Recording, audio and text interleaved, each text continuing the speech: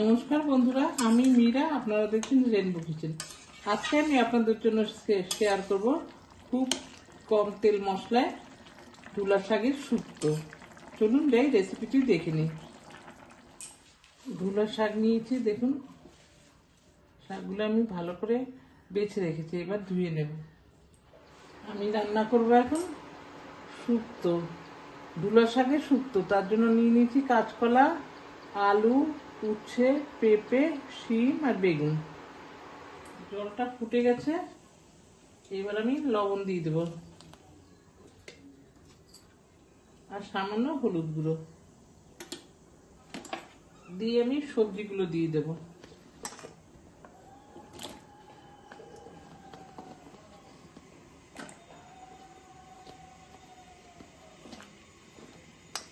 পেঁপে, আলু, উচ্ছে, কাঁচকলা,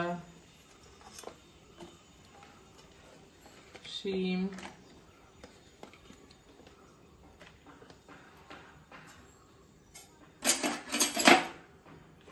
সমস্ত কিছু দিয়ে আমি সেদ্ধ করে নেব। এবার ঢেকে রাখলাম, ঢাকনাটা খুলে দিলাম। দেখুন সবজিগুলো সব ফুটে গেছে খুব ভালো করে। এবার আমি একটু নেড়ে চেড়ে মিশিয়ে দিলাম উল্টে পাল্টে। এবার দিয়ে দেব ঢুলা শাক।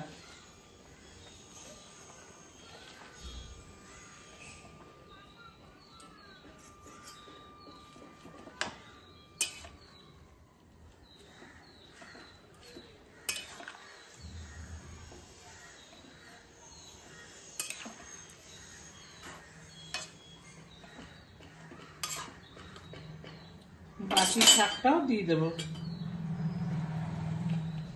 এই তরকারিতে বেশি হলুদ লাগে না, তাহলে এই যে ঢুলা শাকের সুন্দর রংটা নষ্ট হয়ে যায়। হলুদ না দিলেও চলে।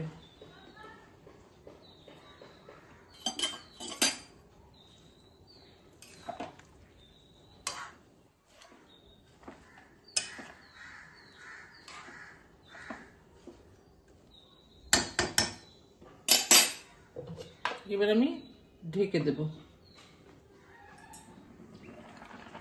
ঢুলা শাক ফুটে উঠেছে, দেখুন দারুণ একটা সেন্ট বেরোচ্ছে।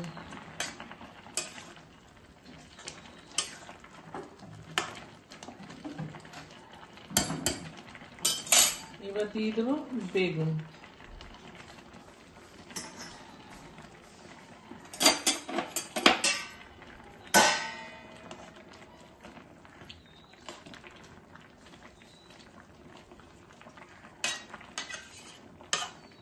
কি সুন্দর রংটা হয়েছে দেখুন, খেতেও কিন্তু দারুণ লাগে।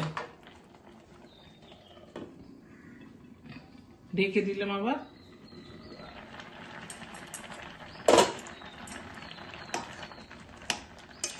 সমস্ত কিছু খুব সুন্দর সেদ্ধ হয়ে গেছে দেখুন। এখন আমি নামিয়ে ফোড়ন দিয়ে দেব।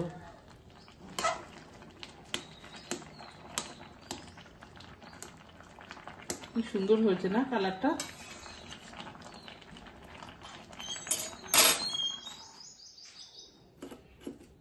এক চামচ সরষের তেল দিয়ে দিয়েছি। এবার ফোড়নে দিয়ে দেবো আমি একটা শুকনো লঙ্কা। একটু ভাজা ভাজা হলে আমি দিয়ে দেবো থেতো করা আদা।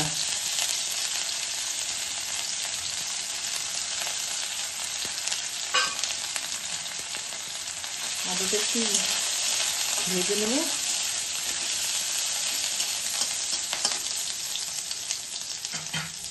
এবার দিয়ে দিলাম রাঁধুনি ফোড়ন।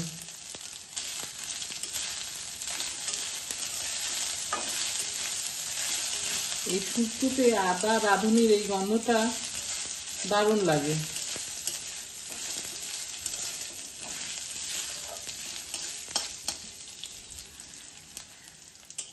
ফোড়নটা হয়ে গেছে।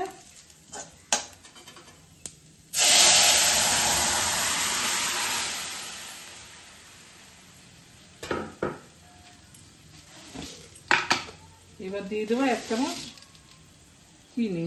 যদি কেউ পছন্দ না করেন তাহলে দেবেন না।